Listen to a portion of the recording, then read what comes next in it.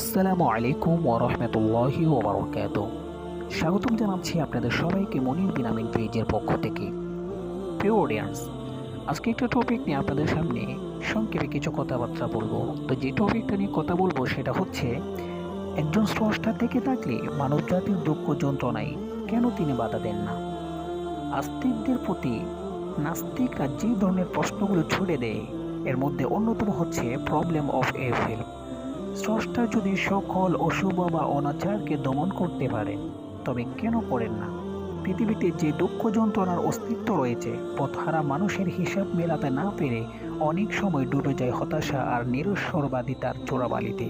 অথচ এই প্রশ্নের উত্তর কোরআন সুন্নাতে রয়েছে। না মেলা হিসাবগুলো খুব সহজেই মেলা যেত যদি মানুষ আল্লাহর পথে আসতো। আলোর পথের এই ডাকে কি তারা সাড়া দিবে? এমনভাবে যারা চিন্তা করে, তাদের কাছে কিভাবে আমরা আল্লাহর অস্তিত্ব বিষয়টি ব্যাখ্যা করতে পারি? আল্লাহ যদি থেকেই থাকেন, তাহলে কিভাবে সেই পরম করুণাময় ও অসীম দয়ালু স্রষ্টা পৃথিবীর মানুষকে এত দুঃখ ক্লেশ লাভ করতে দেন? তারা একটা তত্ত্ব দাঁড় করায়, আমরা যদি ঈশ্বরের সন্তান হয়ে থাকি, তাহলে তিনি আমাদের রক্ষা করেন না কেন? মা বাবাও তো নিজ সন্তানকে রক্ষা করেন।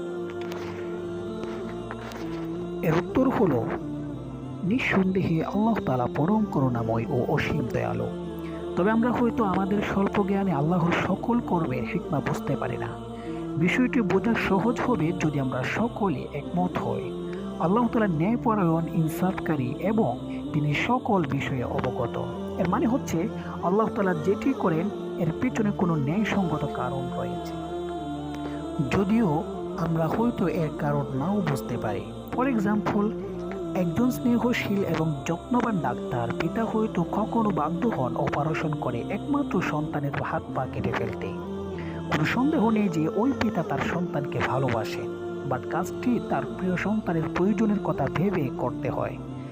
যারা প্রকৃত ঘটনা জানে না, যারা প্রকৃত হিস্ট্রি বোঝে না, আপাত দৃষ্টিতে এই কাজ তাদের কাছে নিষ্ঠুর বলে মনে হতে পারে। আল্লাহ তাআলা আরও বড় এবং উচ্চ পর্যায়ের উদাহরণের অধিকারী। তার কর্মের ব্যাপারে প্রশ্ন তোলার অধিকার তার কোনো সৃষ্টির নেই, যেটি আল্লাহ তাআলা এভাবে বলেছেন, লা ইয়াসআলু আম্মা ইয়াফআলু ওয়া হুম ইউসআলুন। তিনি যা করেন সে বিষয়ে তিনি জিজ্ঞাসিত হবেন না, বরং তাদেরকে জিজ্ঞাসা করা হবে। একজন মুসলিমের বিশ্বাস হচ্ছে, ব্যথা, ক্ষুধা, মর্মান্তিক দুর্ঘটনা এইসবের যন্ত্রণা মানুষের গুনাহের ফলে হয়। কারণ আল্লাহ এইসব কষ্টের দ্বারা সেই মুসলিমের কিছু গুনাহ মুছে দিতে চান। আল্লাহ বলেন, ওয়ামা আসাবাকুম মিন মুসিবাতিন ফাবিমা কাসাবাত আইদিকুম ওয়া ইয়াফু আন কাসীর। তোমাদের যে বিপদ আপদ ঘটে তা তো তোমাদের কৃতকর্মেরই ফল, এবং তোমাদের অনেক অপরাধ তিনি ক্ষমা করে দেন। সংকটের সময় অনেক মানুষকে আল্লাহর কাছাকাছি হতে এবং তওবা করতে দেখা যায়, অথচ আরামায়েশের সময়টিতে ওই লোককে দেখা যায় আল্লাহর বরকতকে ভুলে যেতে।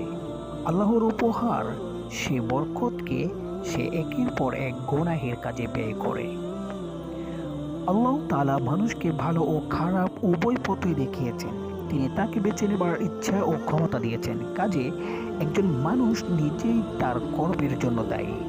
সে নিজ পাপের জন্য দুনিয়ায় সে শাস্তি পায়, তা সামান্য এক পরীক্ষা, আর এর ফল তো আখিরাতে জানা যাবে। সুতরাং নাস্তিকদের এই সমস্ত প্রশ্নগুলো কোনো যুক্তিতে কার্যকর বলে গণ্য হবে না। আল্লাহ তাআলা সবাইকে বোঝার তৌফিক দান করুন। আমিন।